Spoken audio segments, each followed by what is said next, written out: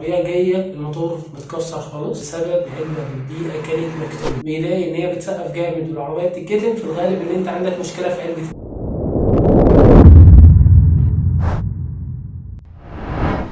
السلام عليكم ورحمة الله وبركاته، معكم عبد الله عمار، والنهارده جايب لكم موضوع مهم جدا. بقالنا أكتر من 15 يوم بيجي لنا عربيات فيها مشاكل إن هي بترزع وفي تسييفة جامدة جدا في المواتير، بالأخص عربيات تويوتا دفع رباعي، التويوتا فليتشر والتويوتا برادو، اف جي كروز، عربيات المفخرة. هنوريكم فيديو يمكن عربية جاية الموتور متكسر خالص بسبب علبة بالبيئة كانت مكتومة.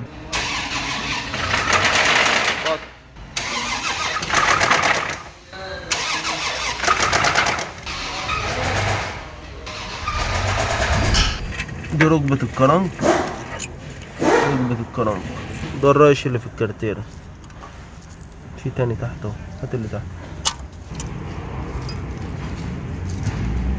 متخيلين اي حد يا جماعه عنده نفس المشكله او عنده تسقيف على السرعه او بيكبس للعربيات دي، بيلاقي ان هي بتسقف جامد والعربيه بتتكتم، في الغالب ان انت عندك مشكله في علبه، فالحق واكشف عليه ويا ريت ما تكسرها. اي مشكله في علبه البيئه بتتنضف عندنا في مركز عمار، وهنرفق لكم صور قبل وبعد التنظيف.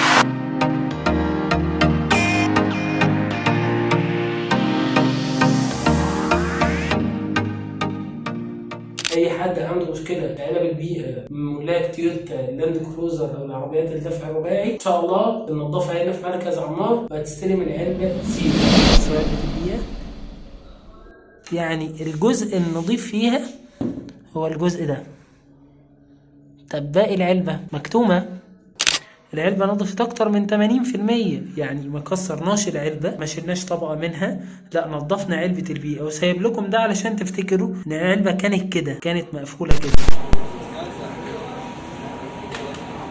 المسامات بتاعتها كلها اتفتحت اهي، نبص كده جوه. زي ما شفت الفيديوهات، احنا ما بنكسرش علب بيئه، احنا بننظف العلبه، بنزيل الكربون والالتخاثات اللي فيها وبنسلك علب البيئه، وبنحاول ان احنا قدر الامكان نحافظ على الفحم او الماتيريال اللي جوه. اي حد عنده نفس المشكله ان شاء الله بنعملها في مركز عمار. ما تنسوش تشيروا الفيديو. دمتم في امان الله ورعايته. السلام عليكم.